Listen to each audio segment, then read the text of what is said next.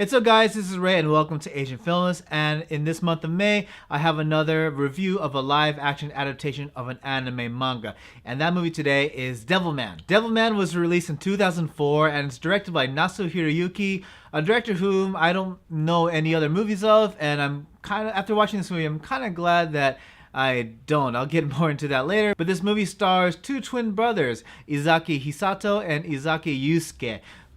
Two actors whom I don't think have done much beyond maybe one or two movies after filming Devilman, and that is another thing I'm quite happy about. Devilman was originally written by Nagai Go, a guy who's brought to us great pieces of work such as Cutie Honey. And honestly, I don't know. I've seen little bits and pieces of the old school anime, some of the crossovers, and even Devilman Crybaby. I haven't read the original manga, so I don't know if I consider myself much of a fan of the original source material. But as I always say, a good movie or a good adaptation should be able to basically get you hyped up about reading the original anime manga. You should be able to enjoy the movie as a standalone experience without having any prior knowledge of the source material. And overall, that's just how a good movie should be. Does Devilman do this? Well, alright, so the story of Devilman, it's about two best friends, I guess, named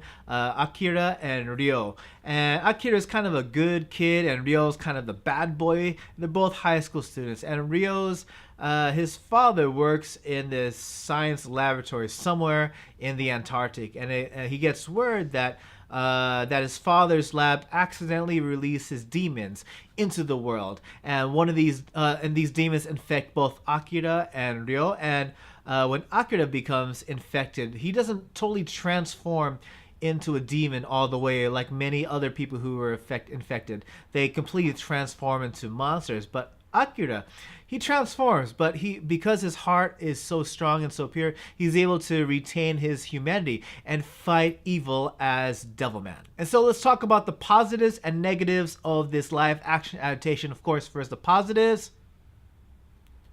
Alright, the negatives. First of all, it's all sorts of bad. I mean, first the acting. The acting is horrendous. I mean, you got the two Izaki brothers, both of which have equal skill when it comes to acting. They both have the range of a table. I mean, I kid you not. I mean, some of their expressions, it's either stone-faced.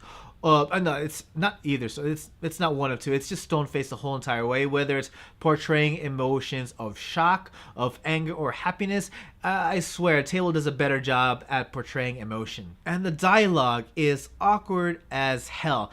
I mean, not only just the way the dialogue was delivered, but just what was written. I mean, soon after Akira gets infected by a demon and becomes Devilman, he's on this bike ride, this motorcycle ride with his girlfriend Miki, and they pull up into their schoolyard, and then as they get off, he kind of just stops her and asks, "Hey, Miki, what would you do if I wasn't human anymore?"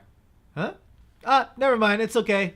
All right, see you. It's like, what the hell? What just happened? Did he really just ask her this kind of question in this kind of time? And even the way Akira would scream, whether it be in shock or in anger, it's just like, I mean, you thought Darth Vader in Revenge of the Sith was an awful, no, but you get something worse whenever Akira screams here. And so you have awful dialogue, awful delivery dialogue, and the end result of that is just terrible chemistry between Akira and any of the characters. Akira and Miki, Akira and Ryo. It's like there's like Akira and Miki are supposed to be boyfriend and girlfriend, but you don't feel that way. It kind of that's just how the plot evolves into, just because and it's all because the story calls for it.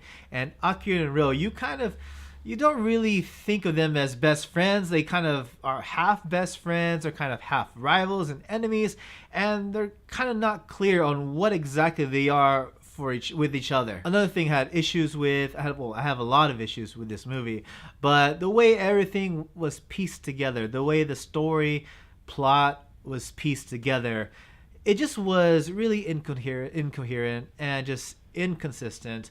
I mean, it starts off as a movie that seems like it would focus on the friendship on Ryo and Akira. Ryo, as I said in the beginning, he gets introduced as this nice guy, but he's a target of bullying, and like Ryo is a bad boy. He always comes and saves them. He always overdoes it. He'll cut off fingers with giant scissors and all that stuff. And first it starts off as a movie about bullying and Ryo protecting Akira. Then it becomes a movie about, like, similar to Invasion of the Body Snatchers. Then it becomes a movie about a witch hunt. Everyone's trying to hunt down who they think might be demons, and it leads into this full scale war, which makes no sense between Japan and other nations, and it just goes all over the place.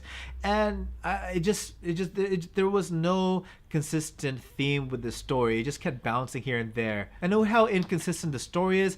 They introduce a lot of characters that kind of pop into the story with little to no importance, and they build each these characters up like they're gonna be central to the plot, but they just get forgotten or they get offed, and it's like, what was the purpose of this character? And this the whole world that the story takes place in, it made absolutely no sense. All right, for example, when Ryo receives word that his father's lab gets accidentally releases demons, it's kind of his father's dying message, and Ryo plays it for Akira. And how does Akira read, or actually view the message? He does it with a set of VR goggles. It's like, okay, where did that come from? And you know what's funny? Ryo shows Akira this VR goggles with his father's dying message in as they're driving off. And keep in mind, they're high school students, and the law, that the regulation in which someone can obtain a driver's license in Japan is 20 years old.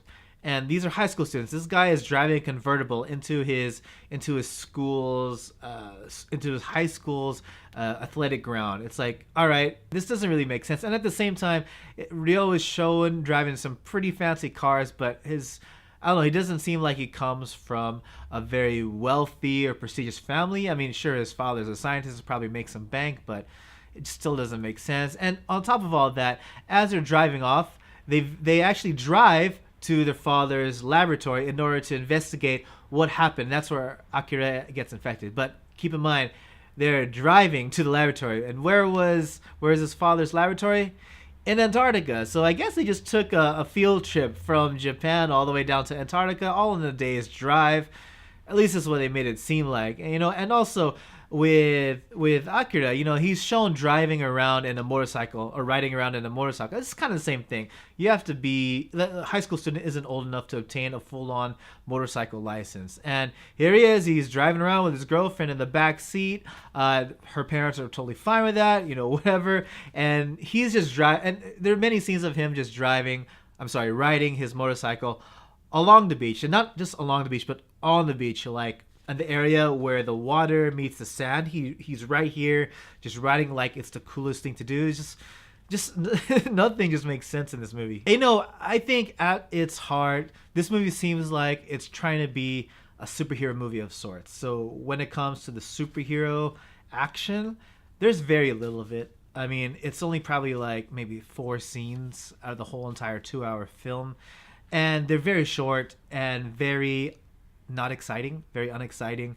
And it's like they're not memorable at all. You don't feel like it's a superhero story. And all the action sequences are topped with some bad CG that just doesn't age well.